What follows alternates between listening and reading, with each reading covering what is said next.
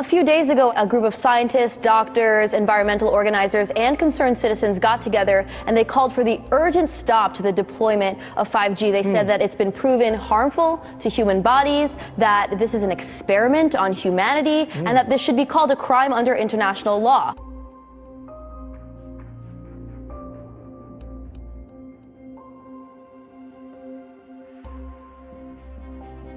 "5G is a weapon. It's used by the military.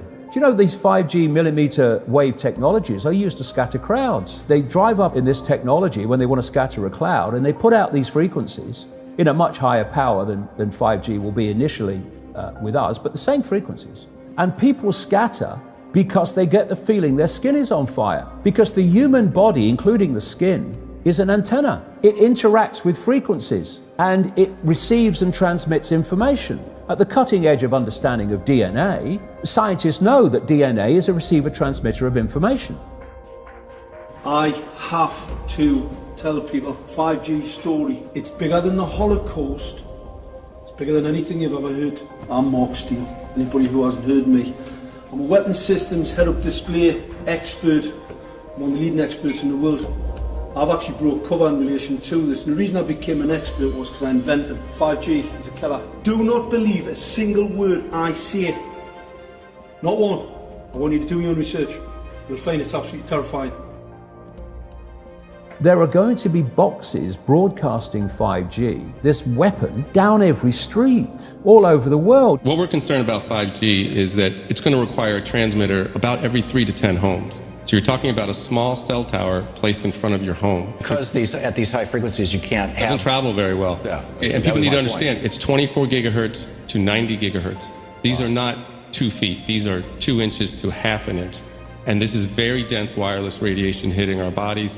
What we know is that it pulses more, it's got higher frequency, more waves. Doctors, environmental organizers, and concerned citizens got together and they called for the urgent stop to the deployment of 5G. They said that it's been proven harmful to human bodies, that this is an experiment on humanity, and that this should be called a crime under international law. Let's talk about today's technology, what we have going on today. Your phone is constantly sending electromagnetic fields in and out of each other. Whether or not you're receiving a notification right now, all of our digital tech sends this data back and forth, right, using these invisible microwave radiation signals, aka radio frequency radiation. Right. That's today's tech. We have every cell tower, every router constantly pulsing with radiation, whether or not you're using it. Science shows that this causes DNA damage, cancer, among other things. But don't take my word for it. And that's just with 4G. That's just with today's technology. Before we get to Correct. 5G, right now you got some of it. Spectrum. We've seen experiments with MIT where they've injected nanotechnology into rats and they've been able to switch the genes of the rats on and off using radio waves to operate the nanotechnology. You think about what's in the chemical spraying that goes on in the sky, the nanotech in all the foods. I mean, we're being set up in a big way, ladies and gentlemen, and the manipulation that comes through this 5G system is profound. It's absolutely off the charts. It's way beyond what many people are considering. You have the capability of manipulating vast sections of population, targeted areas of population, or targeting people individually, targeting crops individually, biology individually. You think about the nanotech, it's in everything. So anything that the nanotech is in can be manipulated through this 5G system. And the nanotech is in everything. They spray the nanotech in the skies, they put nanotech in the food. Even with what we flush down through our drains in our own homes, gets passed on down through the water system. So you see this in the food chain, and there's nanotech in the food that we're eating and nanotech in the stuff that we're washing down the drains. And of course it ends up in the river system, it ends up in the fish, ends up in the algae, ends up in everything.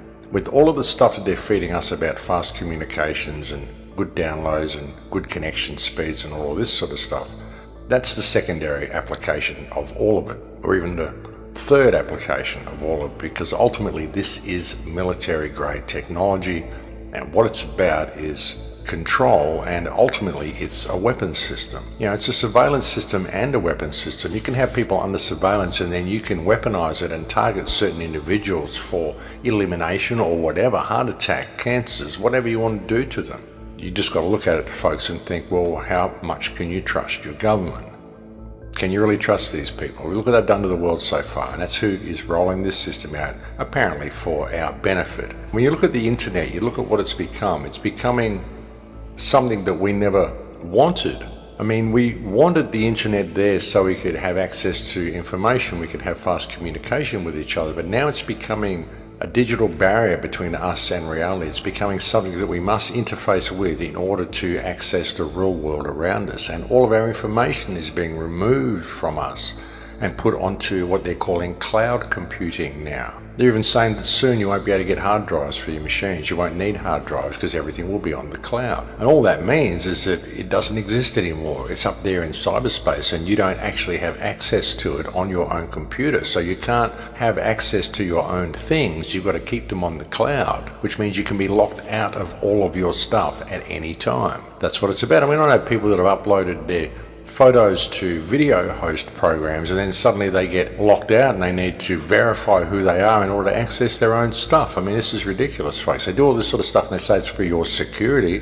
We're locking you out of the system because you've changed location for the day, and so we don't think you're who you are, so we need access to all your devices and your cell phones and everything we can get to try to track you and triangulate you and get everything we can on you before we're going to let you have access to your own things again. That's what they do, and they call it security. It's not keeping you safe. It's keeping tabs on you and making sure they can lock you out at any opportunity. And they're just kind of showing you that they can do that, and you're agreeing with it by going along with it. And when you've got kids that are growing up into this system and everything that they do is online, everything they know is online, all their bank accounts, their shopping, their friends, their Instagram, all their connections to everything, their electricity bill, it's all online. And even their car keys and their access to their house becomes digital. Then any threat of being locked out of that is going to stand as a major obstacle to these people ever thinking for themselves in their lives. You know, you imagine what it would be like. You start to question the government's actions. You start to speak out about vaccines. You start to speak out about anything that means something to you, and suddenly you find yourself locked out of the system. Suddenly you can't access your stuff because none of your stuff is here in the real world anymore. It's all been moved into the virtual world because that's what we're doing. We're removing our access to everything around us by creating this digital interface between us and the real world, and any threat of being locked out of that interface is going to be a totally complete system of absolute control. That's how you get people, folks. You get them addicted to the tech and you make the tech essential in their lives, and then any threat of being locked out of that tech makes these people walk between the lines very comfortably. And these people will do anything the powers that believe they be tell them to do. And that may seem like a bit of a drastic scenario to be outlining, but it's true, folks, because we won't have access to all the things that we normally do. And an internal medicine physician. This is what she has to say about what we're using today. Wireless radiation has biological effects, period. This is no longer a subject for debate when you look at PubMed and the peer-reviewed literature. These effects are seen in all life forms: plants, animals, insects, microbes. In humans, we have clear evidence of cancer now. There is no question. We have evidence of DNA damage, cardiomyopathy, which is the precursor of congestive heart failure, neuropsychiatric effects. The reason I think that it's dangerous is that there isn't any specific information to 5G, but we know that radio frequency radiation of 3G and 4G are associated with a whole variety of different human health effects. Everyone is going to be exposed to radio frequency radiation more continuously and at higher intensities. And that's going to cause more human disease. It's a frequency. It generates a frequency, and it is of itself a frequency. Hate is a frequency, and it's different to love. You know, when you are in a room and there's lots of aggression and conflict and hatred, you feel it. What do people say? Oh God, you can cut the atmosphere with a knife in there.